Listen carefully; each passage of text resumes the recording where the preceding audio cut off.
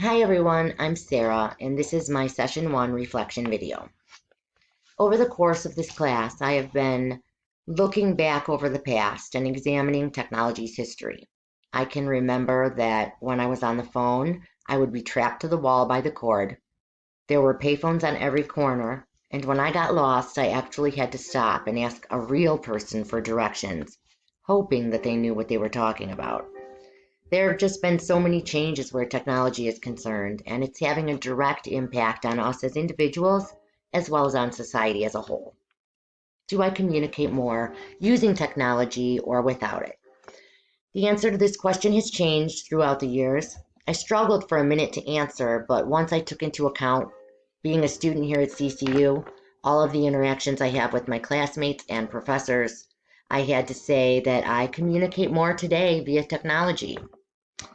If I'm being honest, it's not just my education, but technology has managed to creep into every area of my life.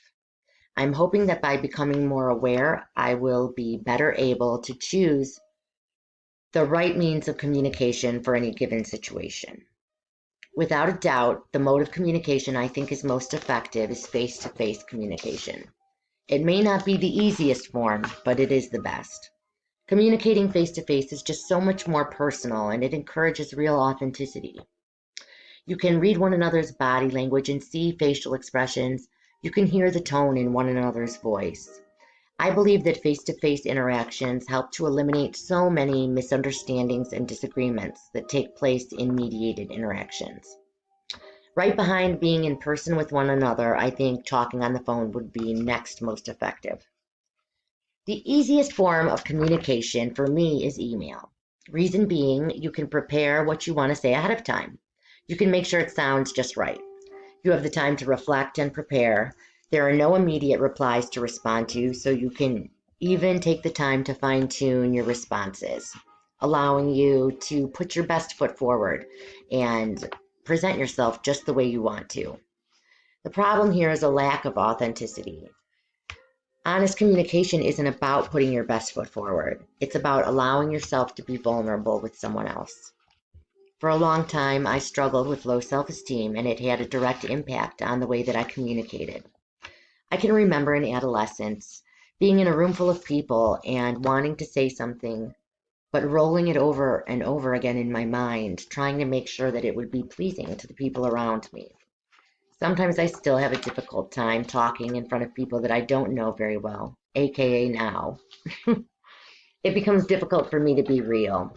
I automatically start to cater what I'm going to say to please the people around me, to make other people happy. But today I know better. I'm trying to learn about the person God created me to be. And I remind myself that that's exactly who I'm meant to be. He doesn't want me to have to put on an act.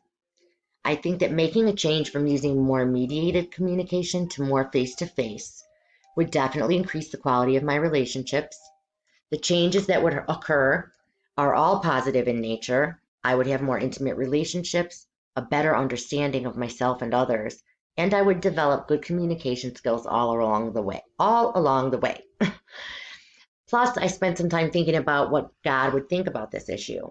And I honestly believe that He would discourage mediated interaction and encourage us to be face to face with one another, lifting each other up and encouraging one another, fellowshipping together in His name.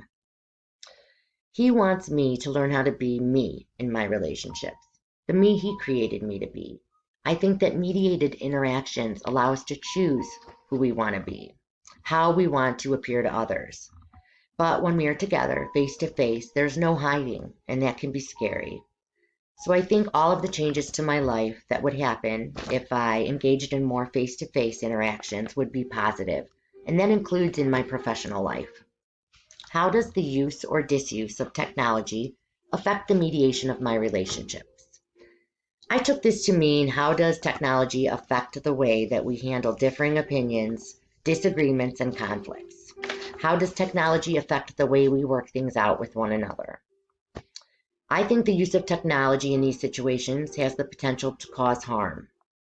It's one thing when you're forced to be apart, then technology is a blessing.